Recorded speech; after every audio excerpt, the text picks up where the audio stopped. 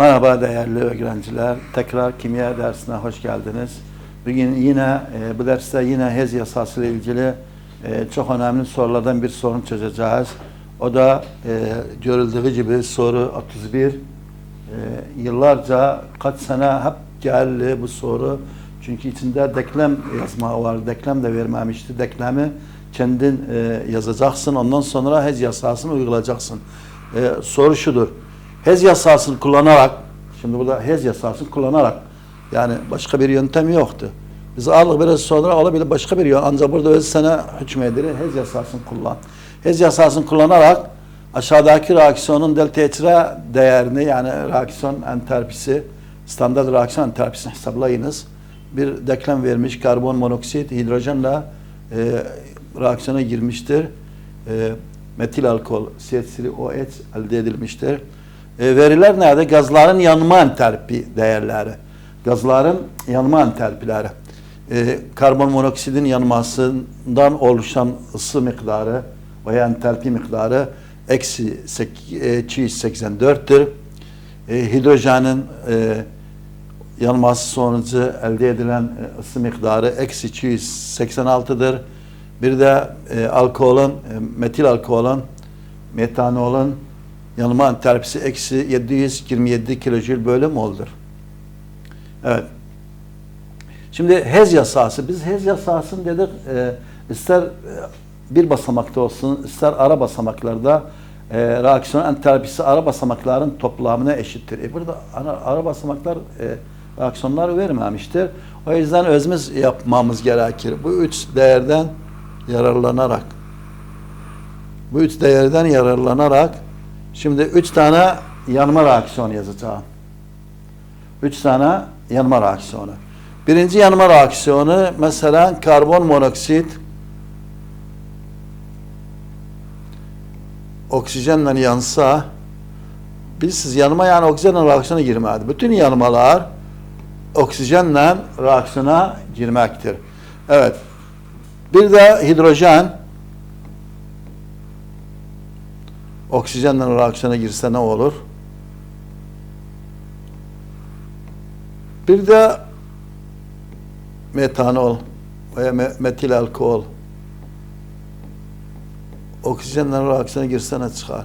Biz geçenlerde konuştuk da organik bileşikler tümü yakıldığı zaman, havada yakıldığı zaman, yani oksijenle reaksiyona girdiği zaman sabit bir sonuç çıkar. O da şudur: karbondioksit artı su buharı, H2O.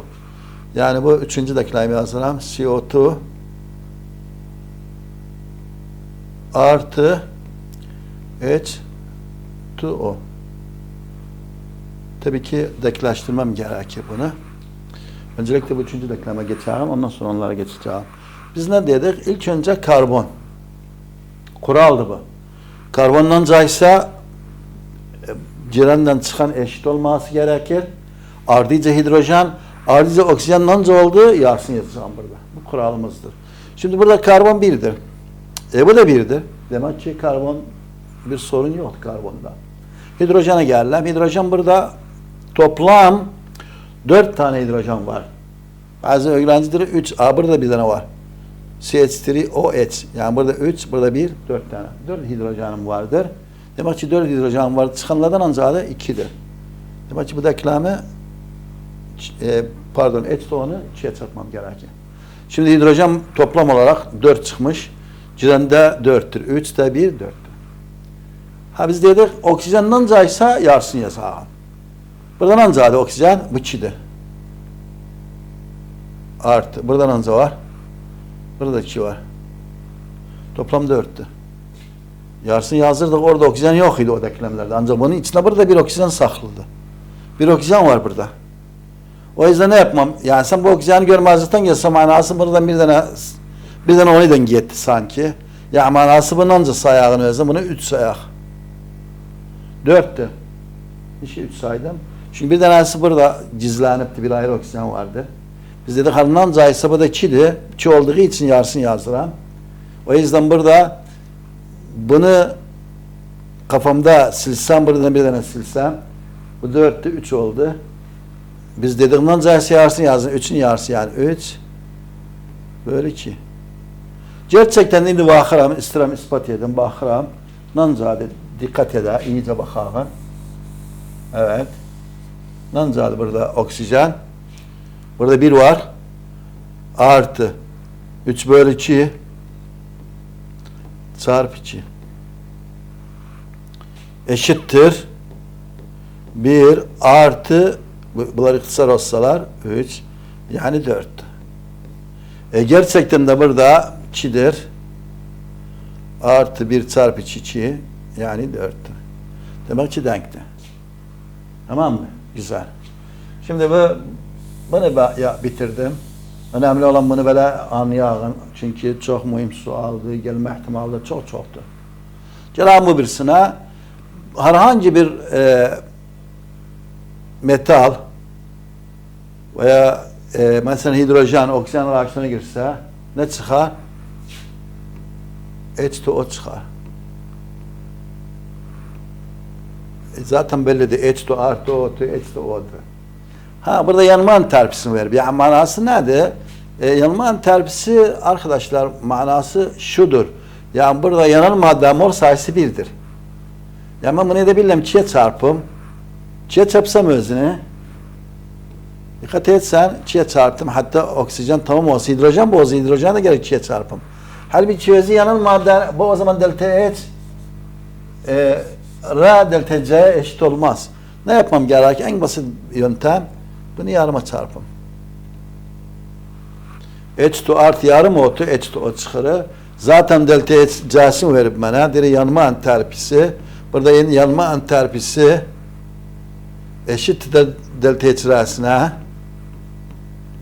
ve eşittir. Çünkü niçin delta H C'den delta H R eşittir. Yanan madde mol sayısı 1 olsa ikisi eşit olurlar. Nancadı verip bana. Eksi mesela diyağı 286. Bunu da yapsam aynı bunun gibi. Karbon monoksitle karbon oksijen reaksiyona gitse karbondioksit çıkar. Şimdi o karbon 1'di, burada 1'di. Oksijen burada 1 var, burada 2 var. 3 oldu. Bu 2'di. En basit yöntem bunu yarıma çarpsaydık bu 1 sayılırdı. Bu da 1, 2'di. Demek ki reaksiyon denkti, denklem denkti. Biz siz herhangi bir denklem yazsa denklem adından bellidir. Denklem yazdığım zaman denk olması gerekir. Yani girenlerden çıkanlar atom sayıları eşit olması gerekir. O zaman delta H'in ancak bunun delta H C'si veya delta H R'si aynısıdır, fark etmez. Nancadır. Evet, nancadır. Verin bana sualda eksi 284. O zaman ne oldu şimdi? Sana 3 tane denklem verip bir de ana denklem verip şöyle yapalım. Geçen dershane aldık. 3 tane denklem verirdi, 2 tane denklem verirdi. Bu olardan ne fark var? Bu denklemler özü uydurdu. Şimdi basit oldu. Şimdi bir denklemim var. 3 tane denklem var. Delta H'ler bellidir. Bunun delta H'inden ziyade tabii ki bu en sondakinde yazmamıştık delta H'ini. Her vakit yazarım. Çünkü yazmazsam bundan sonra çözümden olabilir işaret değişikliği bir şeyler. Gerçi burada değişilmez bir şey. Olduğu gibi yazmışım özün. Ancak şimdi işlem yaptıktan sonra değişebilir. Eksi diğer 727. 3 tane denklemim var. Delta H'leri bellidir. Ana denklemin delta H'inden ziyade. CO H2 CH3 OH. Tek tek ele alalım. İlk önce CO'nu alalım ele. Neredeydi bu denklemlerden? Herhalde desem birinciydi. Peki durumu nasıldı? Konumu necaydı? Konumu aynı burada girenlerdeydi, burada da girenlerdeydi. O mol sayılarından ziyade bu 1'dir, bu da 1'dir. O zaman herhangi bir değişim yapmadan hemen reaksiyonu endireceğim. Ne yazacağım? CO evet artı yarım otu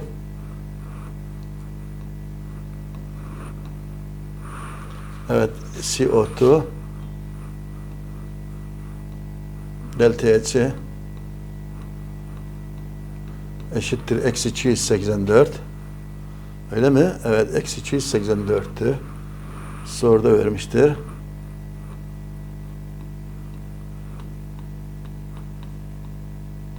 O birisi neydi? O birisi hidrojen. Gel bakalım. Hidrojen burada 2'dir. Girendi. Bu da aynı girendi ancak bu 1'dir. Demek ki bu denklemi komple 2'ye çarpmam gerekir. İşi hatta girenler burada 2'dir, burada 2 olsun. Ha bas H2 değil ki. Bunda çarpım, çıkanları da çarpım, delta H'ini de çarpım. Evet, çarpacağım hepsini. Ne olur o zaman? 2H2 artı 2 çarpı yarım oldu. Yani o oldu sadece. O yarım içe kalmadı. Çıkanda ne olur? Çıkanda dikkat edin. H2O da 2H2O olması gerekir. Peki delta H'in ancağı delta H her halde dersen özün ancağıydı. 2'ye çarpsan özün. 286 idi. 2'ye çarpsan. Eksi 286 çarpı 2. Her halde eksi aynen ener. 2 6 12, 2 8 16, bir elde 17, 2 2 4 bir elde 5. Evet. 572. Eksi. Bu da eksidir. Yani bu yukarıdaki de 284 eksidir. Ardınca CH3OH. CH3OH 3. denklemdedir. Ancak bu çıkandır, bu girendir. O zaman bu reaksiyonu ters çevirmem gerekir. Ters çevirsem ne olur? CO2 artı 2H2O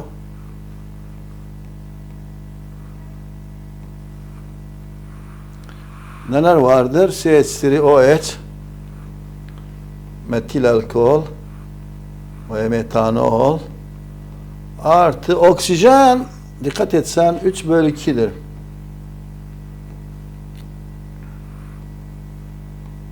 Delta içinde yazar. Delta içinde değişiklik oldu. Evet, ne oldu? Aynı sayısı. Sadece değişildi. Yönü değişildi. Burada giren oldu. Burada giren idi. Ancak orada çıkan olduğu için ters ettim özünü. Demek ki eksi 727 ne ola? Artı 727 ola. Şimdi bu sorudan emin olmam için bunları toplamam gerekir. Toplarsam aynen çıkarsa o zaman işlediğim doğrudur. Hakkım da vardır delta için bulun. Yani aynen o denklem çıkması gerekir. Ha ne var ortalıkta? Mesela karbondioksit çıkandadır birinci denklemde. Burada da girendadır. Gidebilir. Evet. H2O. Dikkat edin. Burada çıkanlardadır. Burada girenlerdadır. Sadeleşir. Daha ne sadeleşir? Mesela oksijen, yarım oksijen var girende, bir de bir oksijen var girende. İşte girende toplanırlar bunlar. Ne olur? 1,5 olur. Yarımdan 1,5. Ancak burada iyice dikkat ettiğimde çıkanlarda 3 bölü 2 var. O da aynen 1,5'tır. Demek ki bu ikisi toplu olarak buradan sadeleşi gider. Ciğerde kalanları yazalım. CO artı 2 H2 burada bir şey kalmadı girenlerde. Yazdım ikisini. Çıkanlarda da sadece CH3 OH. Bir de baktım aynısı çıkmıştır. CO artı 2 H2 CH3 OH. Aynı çıkmış ise o zaman hakkım vardır. Bunun delta için diyeyim bunların toplamına eşittir. Zaten Hez yasasına dayanarak bunu yaparım. Hez yasası dili ana reaksiyonun entalpisi ara reaksiyonlar entalpisinin toplamına eşittir. Yani eşittir eksi 284 artı eksi 572 artı 727. Şimdi bunları toplasam öncelikle benzer işaretler toplansınlar. Bu ikisi de eksidir. Eksini bırakacağım. 2'den 4 6 etmesi gerekir. 8'den 7 15. 5'ten 2 7 bir de elde vardı 8. Artı 727. Evet. Herhalde 856 sayı olarak, mutlak sayı olarak daha büyüktür 727'den. O zaman bunun işaretini bırakacağım. 6'dan 7 çıksın. Çıkmaz. 15'ten 16'dan 7 çıksın. 9 kala. Evet. 4'ten 2 çıksın. 2 kala. Bu da 1. Kilojül. Bölüm o. Evet. Çok önemli sorulardan bir sorudur bu. Tekrarlarım. Hez yasasını kullanarak aşağıdaki reaksiyon delta H değerini hesaplayınız. Bir tane denklem vermiştir. Karbon monoksitten hidrojen metil alkol oluşmuştur. Veriler gazların yanma entalpisi değeri. Denklemleri vermeden sadece yanma entalpilerini verip yani gazlı sen kendin bunların denklemleri yazacaksan yanma denklemleri nerede? Oksijen reaksiyona girmedir. Oksijen reaksiyona girme denklemleri yazacağım. 3 tane yazdıktan sonra gelip karşılaştıracağım ana denklemler. Ana denklemin göz önüne alalım. Karbon monoksit neredeydi? H2 neredeydi? CH3OH neredeydi? Tabii ki karbon monoksit birinci denklemdeydi. Birinci denklem oldukça yazdım. H2 ikinci denklemdeydi ancak burada 2'di. Mecburen bu denklemi 2'ye çarptım. Yazdım. CH3OH üçüncü denklemdeydi ancak burada çıkanlardaydı. Ne yapmam gerekir? Burada girenlerdeydi. Orada çıkanlardaydı. Ters çevirdim reaksiyonu. Ters çevirdiğim zaman delta H'de işaret eksildi. Topladım. Gerçekten çıktı istediğim. O zaman delta H eşittir bu 3 tane delta H'lerin toplamına. Evet. Başka bir soruya bakalım.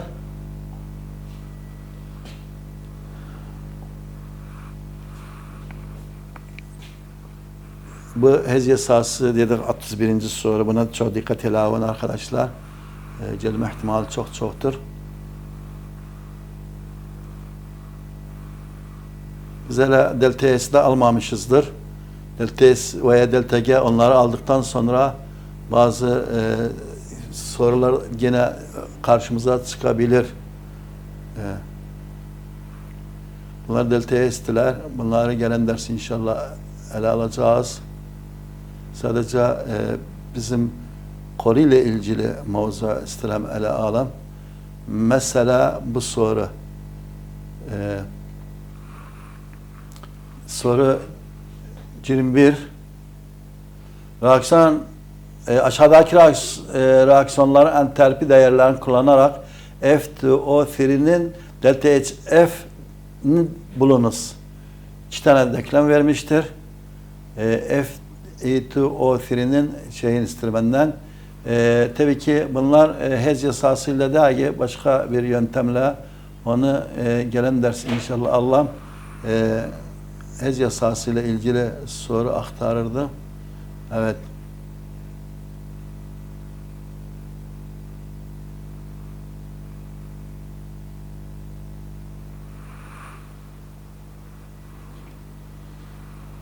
Mesela bu soru 19'a bir baksak. Soru 19 aşağıdaki termal denklemler 25 sıcaklıkta bir atmosfer basıncı altında verilirse yarım N2 artı O2 NO2 çıkıp delta H'i 33'tür. N2 artı 2 O2 N2O4 delta H'i 11'dir. Bu ikisinin doğrultusunda aşağıdaki reaksiyon delta H'ini hesaplayınız. Bir başka bir denklem vermiştir. Bunun delta H'i ne kadardır? Evet. Bakalım bunu tecrübe edelim. Şimdi öncelikle ana denklem hangisidir? Hangisi delta H istenilen reaksiyon? Ana denklemdir. Bu ana denklemdir. Evet arkadaşlar. Veriler nelerdir? Bu birinci denklem, ikinci denklem. Aktaracağım. Bakın çok güzel sualdı. Çok net, kısa ancak fikri güzeldir.